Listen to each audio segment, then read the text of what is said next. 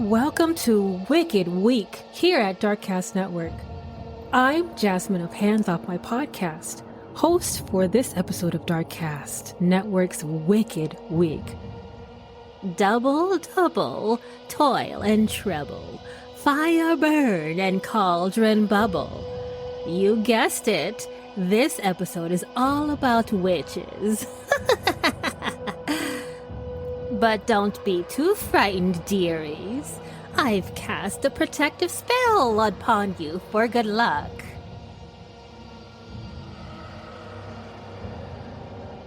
Hey everybody, welcome to Sinister Story Hour. My name is Steph.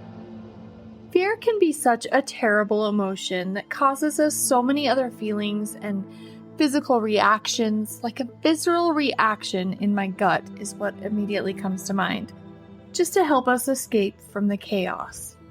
Case in point, let's say you're scared of spiders. Yeah, me too. If you see one, your blood pressure might spike. Like me. I get sweaty, I get panicked, I definitely scream, I develop the it's either him or me kind of line of defense until somebody finally gets rid of the spider. Other things that we might be fearful of can incite other emotions or physical reaction, such as paranoia, irrational anger, or tears, just to name a few. When people fear other people, the results can be devastating. In the 1600s, Moll Dyer was one such woman that the other folks in her Leonardtown, Maryland village feared most. No one knew Moll's backstory, and no one bothered to ask either. Instead, they made up stories about Moll, which is so common even today in 2023. We do this all the time. We haven't changed. Stories that once she was a beautiful lady who was born with a silver spoon in her mouth and the spoils and riches of a well-to-do family, a handsome young suitor that had come to call on Moll and she was smitten. But the young man met with a treacherous fate, and Moll was left heartbroken. Now the villagers considered Moll an old hag, and since no one bothered to get to know her, the other townsfolk grew to fear and hate the old woman. Unless they needed something from her, that is. See, Moll was widely known as a healer. If an outbreak of influenza hit the village, everyone and their Uncle Fred went to see Moll for recovery. Moll lived in a ramshackle house, and her looks were mostly the reason that the other townsfolk shunned her. She stood tall, and she had a long gait. Her gaze when she looked at you was cold and baneful. The citizens of Leonardtown were positive that Moll was a witch. During the summer months, Moll would walk around the town gathering weeds and herbs that she would find to make teas and tinctures. She would sometimes ask residents for small handouts. Most dared not to deny Moll for fear that she would put a curse on them. In the winter of 1697, a bitter storm hit in February. The villagers were getting sick and dying. In spite of the many years that Moll had helped to heal the townsfolk, this year was different. This year the people were looking for someone to blame for their unfortunate luck and unfortunate weather. This year, it had to be a spell that Moll had cast to wreak havoc on their village. Moll lived in the outskirts, her tiny home on the edge of the woods. The townspeople lit torches and marched through the freezing snow to Moll's home. No longer would they allow the Witch of the Woods to control them.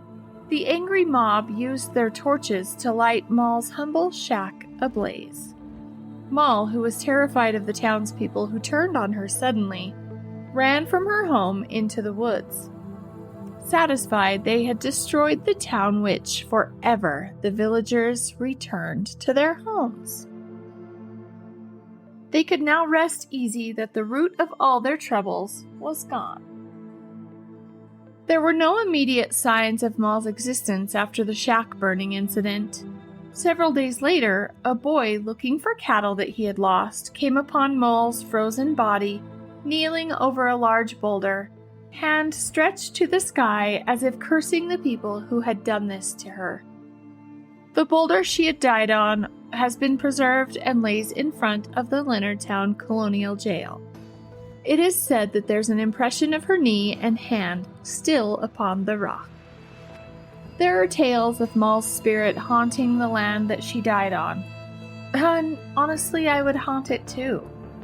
Her spirit is most active on freezing cold nights. One last tidbit, the story of Moll Dyer is said to have been the inspiration for the movie The Blair Witch Project. Again, this is Sinister Stuff of Sinister Story Hour podcast. And thank you for listening. Have a very witchy Halloween.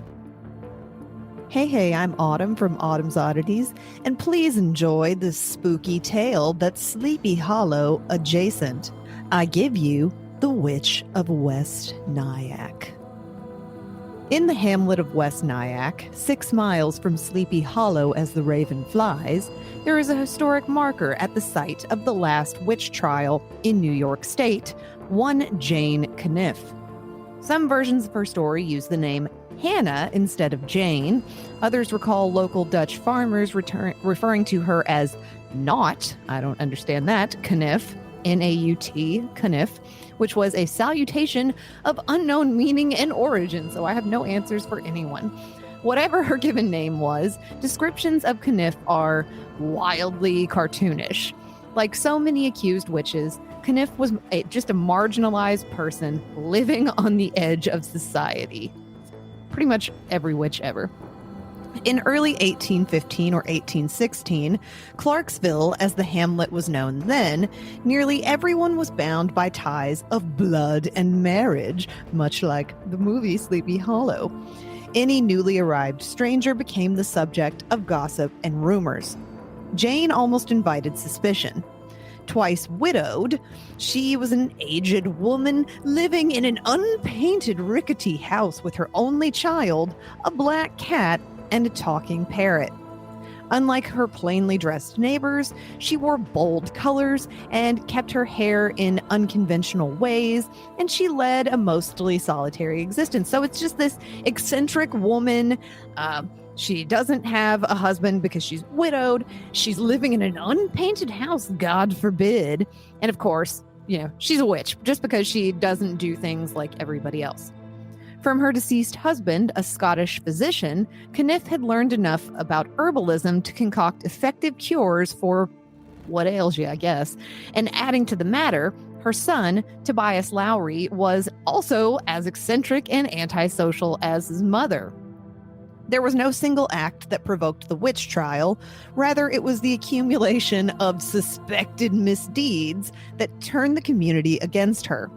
Local housewives who found it difficult to churn a proper butter would discover upon emptying the churn a horseshoe branded into the bottom. A prominent member of the local church passed a sleepless night due to the incessant lowing of his cows. At daybreak, he found his best milk cow inexplicably standing inside of a farm wagon. From that time forward, the cow would produce no milk. Never mind that, a little heat on a cold morning would help butter to set, or that the farmer's dog was known to harass the cattle. The cause, they assumed, was surely witchcraft, and all eyes turned toward Jane Caniff. A later historian surmised that neither a legally appointed judge nor the dominie of the local Reformed Church would do anything but laugh at such a charge.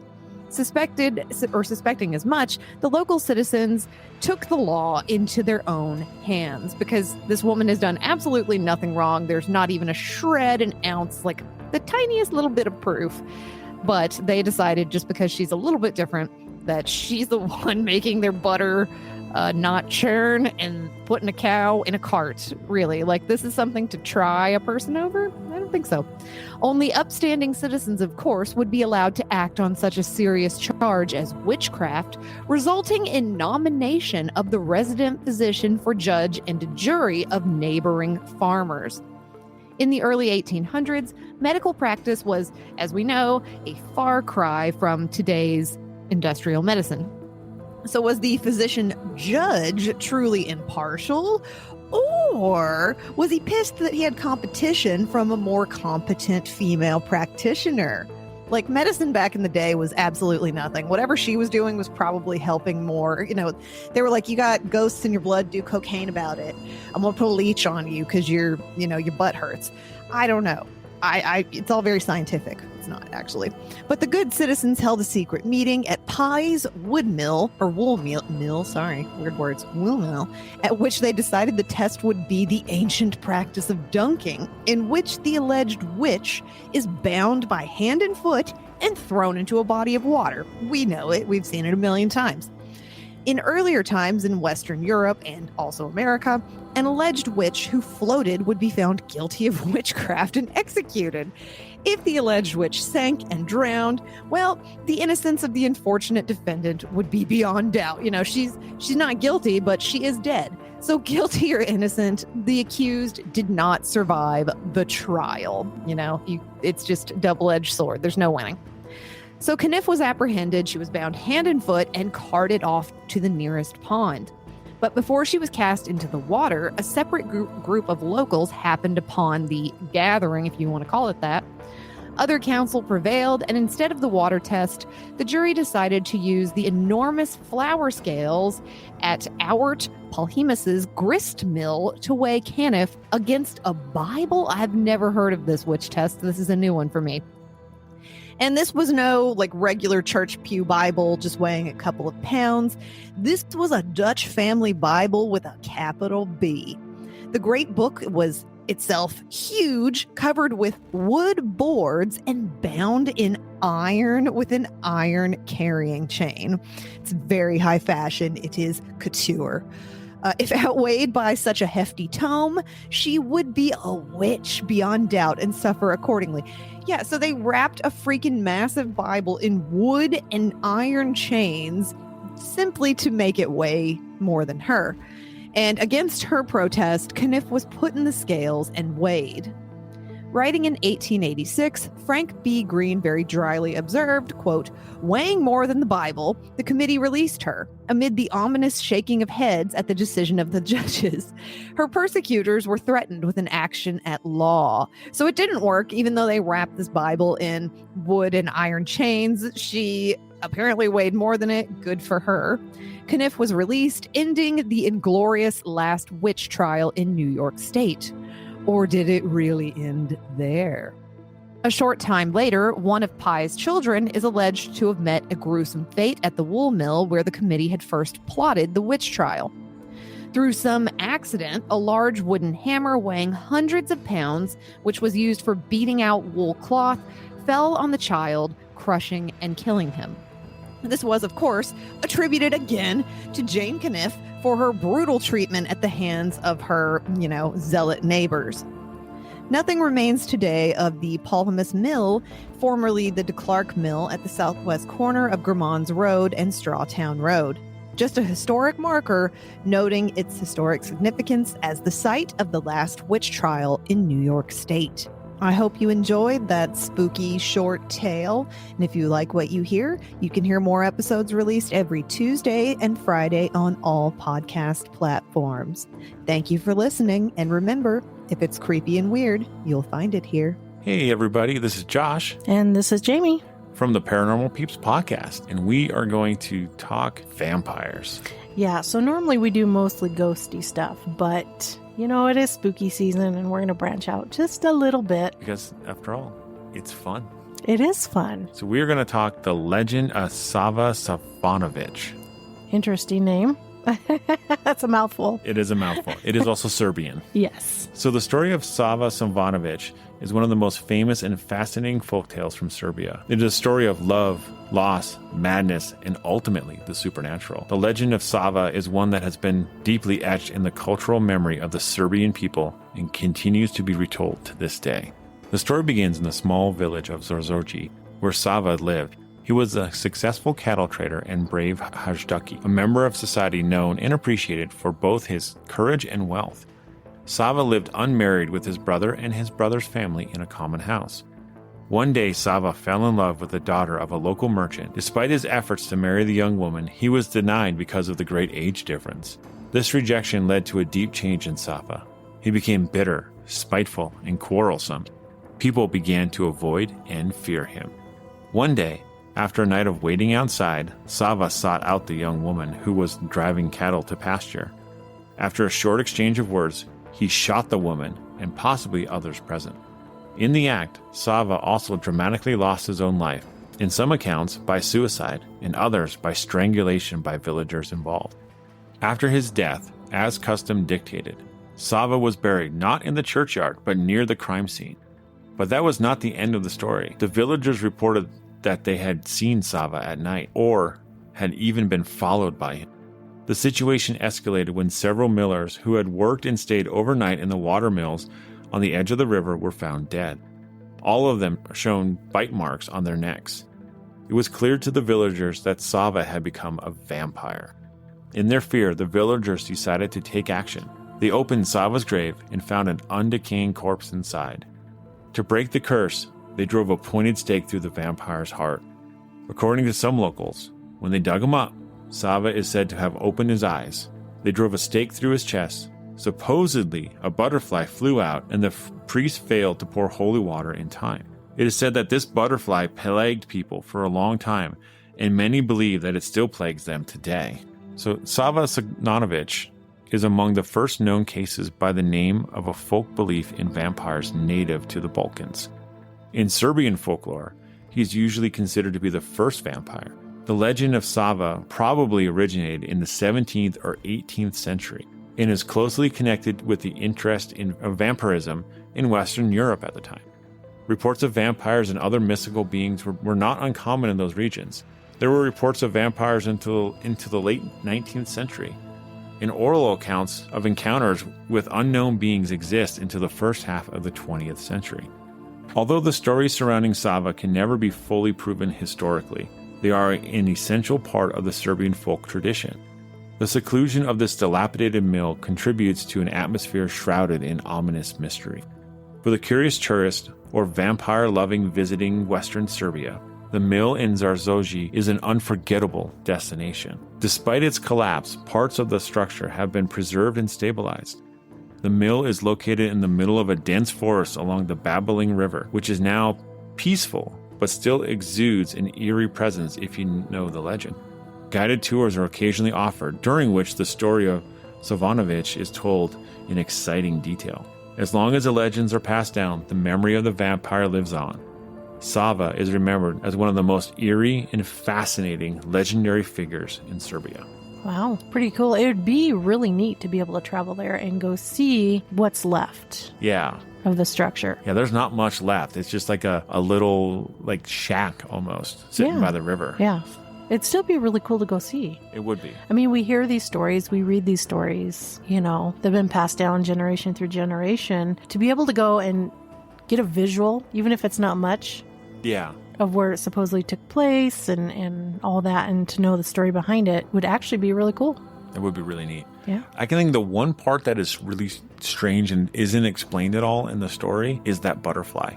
Yeah, what's with the butterfly? Like, butterflies are supposed to be like the transformation into something great. Right. It's the metamorphosis of one's from child to adulthood, or from something minute to something beautiful. Yes. And the struggle that takes place, you know, to transform. So I'm not sure where the butterfly comes into play or what that would mean or symbolize, you know? I don't know. I just get this picture of Bart from The Simpsons going, nobody would suspect the butterfly. Maybe that was him escaping in the form of a butterfly, and the priest forgot to spray it with holy water. He sprayed it too late or not in time. Yeah. So, I don't know. Curious. It is very curious. Yeah. But, you know, I think of all stories, like vampire-wise, I've never heard this story. Me neither. So, it's very appropriate for spooky season. It is. And everybody, if you enjoyed this story, come find us out on Paranormal Peeps Podcast. Yeah. Come give us a listen, and happy Halloween. I'm Dawn from Scottish Murders, and this is the story of Christian's Coven. In the early 1700s, the daughter of the Laird of Bargarin, Christine Shaw, was a Scottish industrialist and was widely regarded as being the founder of the thread industry in Renfrewshire in Scotland. This was after Christine travelled to the Netherlands and observed the spinning techniques there, along with seemingly smuggling some of the necessary equipment back to Scotland in her luggage. This allowed for the spinning of a more durable and whiter yarn of thread known as Bargarin thread back home in Renfrewshire. However, it would be the spinning a yarn of a different kind as a child in the late 1600s that would also carry the Bargarin name, but in a far darker and shocking way. The late 1600s were just a decade or so before those beginnings of the Renfrewshire thread industry, but would seem like centuries before in comparison, where fears were more primitive and the people persuaded more easily.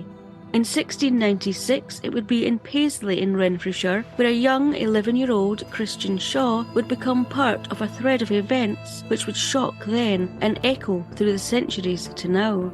Christian, as the daughter of John Shaw, who was the Laird of Bargarin, led a relatively privileged life living in Bargarin House. This included her father and landowner keeping servants. And one day, Christian saw one of the servants, Catherine Campbell, stealing a drink of milk, and so she reported this to her mother. When the servant, Catherine, discovered what Christian had done, she cursed the young girl by wishing that the devil would haul her soul through hell. This could easily be dismissed as an offhand remark delivered in anger if this had been, in the later industrial age of Renfrewshire, that the older Christian herself would help start, but this was a very different Renfrewshire of Christian's more sensitive youth. It would be a few days later when Christian Shaw encountered Agnes Naismith, an elderly woman described as being addicted to threatenings, who lived alone and was known for speaking her mind, and she inquired how Christian was feeling, to which Christian replied she was feeling fine. However, the day after the encounter with Agnes asking about her health, and a few days on from the curse from the servant Catherine, Christian fell ill. She began to have seizures, at times was unable to see or hear, and her body would extend or contract violently. She was clearly no longer feeling fine. However, as her illness progressed, so did the nature of her symptoms, which went from those not unlikely of a serious illness to others which included apparently spitting out feathers, her own hair, carcasses of small animals, and even something that wouldn't seem out of place in her later life, pins. Whatever was really happening, Christian's parents would have been rightly concerned for their daughter, but they believed that she was cursed. This was seemingly confirmed in their eyes when for a short period Christian recovered and told her parents she could see the family's servant, Catherine, who had stolen the drink of milk, and the old woman Agnes, of whom people at the time would have accused of being a witch, stabbing at her sides and threatening to cut her open. It would be 2 months before Christian Shaw's parents, concerned for their young daughter's health, would head the 11 miles or 18 kilometres to Glasgow to see the skilled physician Dr. Matthew Brisbane. You would assume that a visit to the more rational doctor would help find out the true cause of Christian's poor health, but instead it was stated that while in his surgery, Christian spat out a coal cinder as large as a chestnut and almost too hot for Dr. Brisbane to handle, which caused the doctor to state that her symptoms were beyond what is normal or natural. Many other fantastical symptoms exhibited by Christian included citing scriptures and concepts beyond her years, seeming to fly unaided across her classroom, and picking up a glove without using her hands. She would even at times plead with her unseen Catherine Campbell to resume their friendship, which had ended due to her reporting the theft of the drink of milk to her mother. A week after Christian and her parents had visited the doctor in Glasgow, which had produced no true explanation for their daughter's affliction, Christian did recover, albeit briefly, before her fits returned, but this time more violent than before.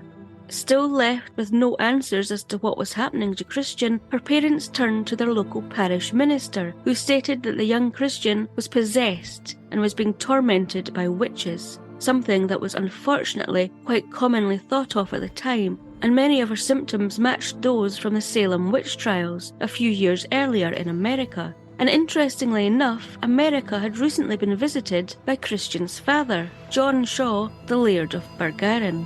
the church set up weekly fast and prayer meetings at Bargarin House, and Christian Shaw's father appealed to the authorities that those named by his daughter should be arrested. Although it was overlooked at the time, Agnes Naismith, the elderly woman Christian had encountered and who had asked about her health, appeared to genuinely be concerned about Christian, and she visited her at Bargarin House, where she prayed for her and wished her a speedy recovery. Although Catherine Campbell seemingly stated, according to John Miller's account, recorded in his collection The Witches of Renfrewshire, that the devil never let Christian grow better. Although only 2 people were initially named by Christian, which included the servant and the old woman she encountered, the list of the accused grew to include 20 women, 10 men, and 5 other men or women as being part of a coven of witches that Christian blamed for her possession. The Scottish Privy Council set up a commission to investigate the events surrounding Christian Shaw at the request of the church in Paisley to see if there was a case against those accused, and 7 of those names, which included Catherine Campbell and Agnes Naismith, along with Margaret Lang, John Lindsay, James Lindsay, John Reed and Margaret Fulton, were summoned for trial and appeared at a second commission in Paisley charged with murder and tormenting a number of people, including Christian Shaw. The others did not face trial, as their relatives were seemingly able to use their standing in society to buy them out of what became known as the Renfrewshire witch trials, by offering what lands and goods they could. However, that was not possible for the other 7, which included John and James Lindsay, who were only 11 and 14 at the time. The advocate for the 7 who stood trial argued that the prosecution was obliged to rule out the possibility that the events could be explained by natural causes, but Dr. Matthew Brisbane gave evidence that he could not find any such cause for Christian Shaw's condition. There were also seemingly witches' marks found on the bodies of the accused, and doubt was cast on any reasonable explanations for those marks, which were offered by other physicians. The prosecutor confronted the jury, saying if the defendants were acquitted, then those on the jury would be accessories to all the blasphemies, atrocities, murders, tortures, and seductions, going on to say that those enemies of heaven and earth shall hereafter be guilty when they get out. This gave the jurors little choice but to find all 7 of those accused guilty, based upon the word of 11-year-old Christian Shaw. After the guilty verdict was delivered, James Reed decided his own fate by taking his own life in prison, but the other 3 men and 3 women were to be strangled and burnt on the Gallow Green in Paisley in June 1697, in front of a large and boisterous crowd. This included Catherine Campbell, who was carried struggling and screaming to the gallows, and calling down the wrath of God and the devil on her accusers, and Agnes Naismith, who seemingly laid a dying woman's curse on everyone present and their descendants, where for many years afterwards every tragedy in the town was blamed on this witch's curse. However, the deaths of those who would become known as the Bargarin witches would be the last mass execution for witchcraft in Western Europe. The remains of the dead were buried at a crossing known today as Maxwelton Cross, and a horseshoe was placed on top of their buried remains, which went missing a few years later. In 2008, this was replaced with a bronze plaque featuring a stainless steel horseshoe and the inscription, "Pain inflicted, suffering endured, injustice done," in a tribute to make sure people never forget the true tragedy of those who had suffered and died based merely on a yarn spun by a young girl who would of course live to grow up and spin those yarns of a different kind. Hello everyone, my name is Raven and I'm the host of Rogue Darkness, the podcast that uncovers how the misinterpretations and misinformation surrounding witchcraft, the occult, and other beliefs have led many to do unthinkable crimes. As part of the Darkcast network, and honoring the spooky season, I wanted to share a chilling tale about a mysterious woman from the past who was said to be a witch, and who was said to ultimately take her own life by drinking her own blood. This is the horrifying tale of Lona the Bloodthirster. Let's go rogue and get right into today's chilling crime. The case of a young woman from Romania who was accused of being a Satan worshiper and blood drinker, whose death had presumed ties to the occult involving ritualistic practices of drinking her own blood that was said to be the ultimate cause of her death. So with what may seem like a work of vampiric fiction, let's delve into the case of the infamous Lona, the Bloodthirster. But first, let's start off from the very beginning. Traveling back to the year of 1909, when anything pertaining to witchcraft and the occult, or even anything outside of Christianity, was condemned with the penalty of death.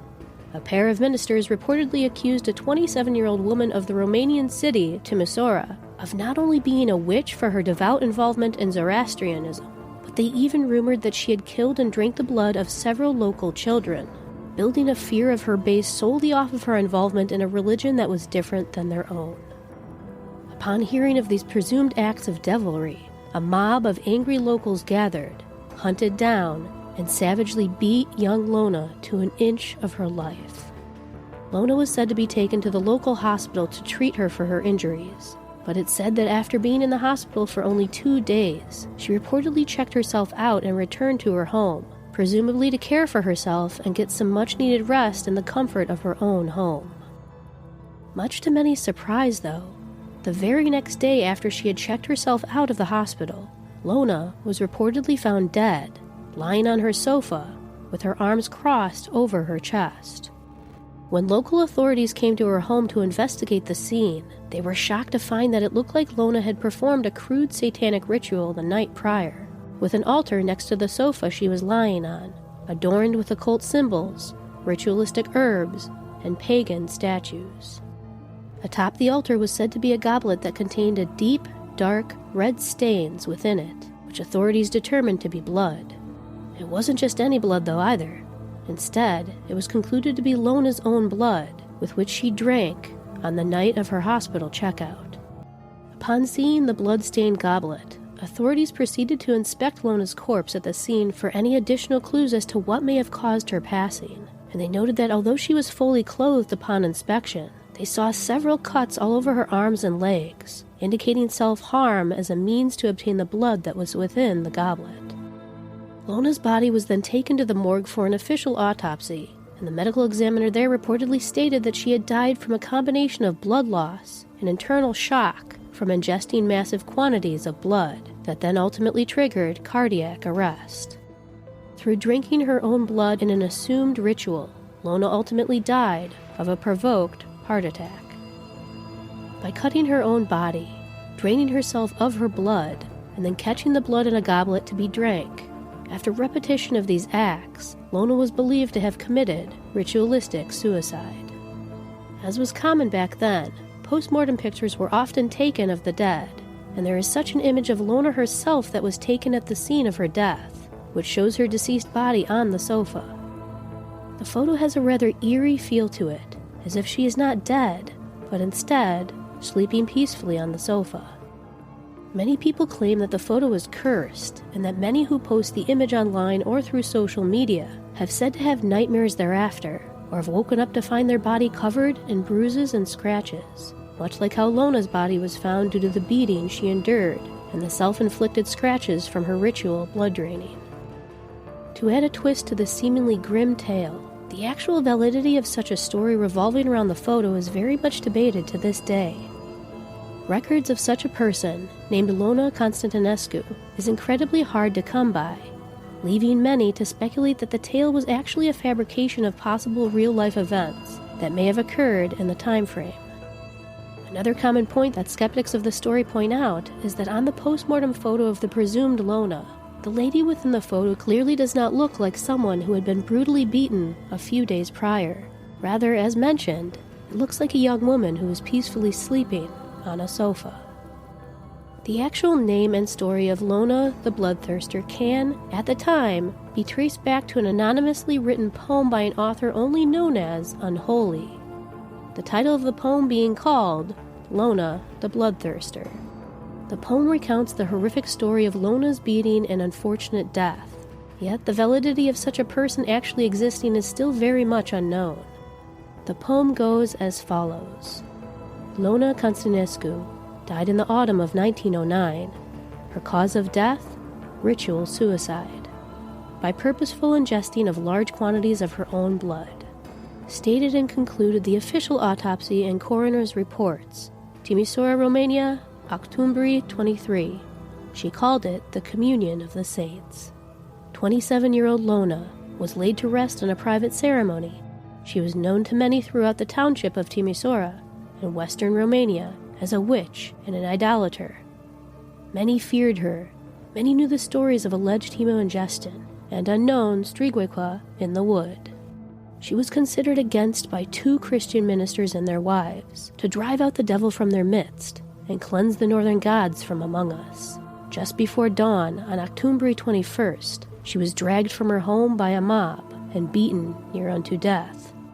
She spent the next 2 days drinking continually from the communion glass. Both ministers and their wives were dead before the end of the year. If you enjoyed this spooky story, then please be sure to check out Rogue Darkness wherever you listen to podcasts. Until next time. Hey there, I'm CJ with Beyond the Rainbow, True Crimes of the LGBTQ. While over in America, witches were on trial and being hanged when found guilty, in Europe, things were just a little bit different. Oh, the persecution of witches was still prevalent thanks to the Catholics' and Christians' fear of demons. Tens of thousands of women were being gathered and slaughtered for being witches. And heavens forbid a woman was born a lesbian and like the ladies. If she did, and took a female lover, it had to be the work of a demon, or the devil himself possessing her. Although sexual identity wasn't really a thing back then, at least not what we know it as today. There were no labels, just feelings and attractions.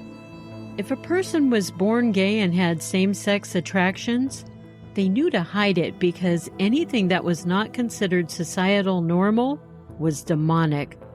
Funny, not much different than today according to some people. The purging of witches in Europe started in the 1400s, and it continued on through the mid-1700s. Witch hunters, many who were clergymen, would seek out women with what they deemed to have unusual behavior. One of the tests to find out if a woman was an actual witch was called the swimming test. The woman was tied up, thrown into the water. If she drowned, she was not a witch. She was dead forever, but at least she wasn't a witch. If she fought and was able to unbind herself and get out of the water, or if she figured out how to float and stay alive, she was a witch who had helped to escape from the devil himself. Now, I personally would have considered that woman a badass if she was able to survive, but not the folks back then. They burned these women at the stake. It sounds like if you were suspected of being a witch back then, you were damned either way. There's some very heinous murders of presumed witches in the world's history for sure. In the English Channels, a fight ensued between Protestants and Catholics. 3 Protestant women presumed to be witches were tied to a stake and lit afire. As the fire started to burn, one of the women gave birth. The baby was pulled from the fire at first, but then it was tossed back in because it was believed to be a descendant of the devil. There was a woman named Katharina Henno in Germany. Today she would be considered a successful businesswoman, but back in the early 1600s, her being assertive was considered aggressive and manlike. In fact, many women who came across as too independent, they were forced to wear a muzzle in public. This would hinder the woman quiet. Katharina came from a family of successful politicians. She was born into her behavior, and if it wasn't in her genes, it was a learned behavior from her family. She was accused of being a witch and practicing witchcraft, which she denied. However, she wasn't believed, so she was tortured and eventually sentenced to death. But her jurors and judge, they decided they'd do her a solid, since her family was a prominent family in the community. They strangled her before they burned her. Gee, thanks guys. Thanks for killing me before killing me. In all honesty, with the exception of Iceland, who went on witch hunts for men, nearly all the other witch hunts in Europe were predominantly for women, especially in Scotland.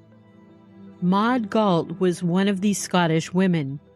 Maud was born in 1620, and if she were alive today, she'd be 403 years old. She's probably happy she's not alive today. Can you imagine being 403 years old? During a good portion of Maud's life, Scotland was going through what was called the Wars of the Three Kingdoms. This was a religious war with England, and all about the reform of religion. Protestants, Presbyterians, and Episcopalians, they all had one thing in common: the fear of demons, witches, and lesbians. Oh my. Yep, I said the L word again. Growing up, Maud knew she didn't have any attraction for boys. She liked girls. In order to live her life and her truth, Maud always knew she would need to be creative to do this. She married a man named John Dickey to be her beard, her cover-up, her disguise. Although it's unknown whether John knew he was a spouse of convenience, John was a Wright, W-R-I-G-H-T, which is someone who is skilled in making wooden objects. And I guess that made him Mr. Wright. He must have been pretty successful at his job because the couple was wealthy enough to have servants. Maud and John never had any children, but as I stated, they did have a couple of servants. One of these servants was a maid named Agnes Mitchell. Maud was highly attracted to Agnes. And since Maud was considered an assertive woman who went after what she wanted, she could be very persistent in her ways until she got what she desired. Some might even call her abusive in how she obtained her goal. Maud persisted with Agnes until she got her way and the two would have sexual encounters together. After a while, Agnes decided she just couldn't take what Maud was doing to her anymore, and she approached what is called the Kirk Sessions. The Kirk Sessions is simply local churches holding court and proceeding over alleged criminal acts. It's a process that still goes on today in Scotland. In Agnes's Kirk session, she spilled all about the acts her employer Maud was performing on her, including using a clay phallic piece to penetrate her. We call them dildos today, and thankfully they're no longer made from clay. Agnes actually brought this clay dildo in to show the people in the Kirk session. The church was astounded when Agnes passed around the clay phallic to show the court. Agnes claimed the shame of the injury done to her prevented her from reporting these acts to the proper authorities sooner. The church court felt that Maud was being sinful, trying to counterfeit a man by replicating his genitalia for a woman's pleasure. This had to be witchcraft. Damn it! You all know that means 99.9% of all women today practice witchcraft. Agnes went on to tell the court Maud not only raped her but other servants as well, including servants that worked for her neighbors. For the church, witchcraft was much easier to cope with than lesbianism. They dropped the allegations of rape that Agnes brought forth, and they decided to do their own investigation into Maud being a witch. Now, the end of Maud's story is very surprising and anticlimactic, I'm afraid. I fully expected her to be staked and lit on fire for her supposed sins. But it seems the church court dismissed her case. Maud lived to be a ripe old age of 50 in Scotland. I know that doesn't seem very old. But given it was the 1600s, and back then the average lifespan was only 35 years old, 50 was ancient. I hope you're all enjoying Darkcast Network's Wicked Week. This has been CJ from Beyond the Rainbow, True Crimes of the LGBTQ+, reporting from my Seabreeze Studios stables. And remember, it's not a crime to be gay, unless you're a murderer. Thank you for listening to this episode of Darkcast Network's Wicked Week. We hope you enjoyed Darkcast Network's witchy episode. Remember, life's a witch, and then you fly. We'll be back tomorrow with another great episode. This has been your host, Jasmine of Hands Off My Podcast. And remember, the magic within us is always greater than the magic around us.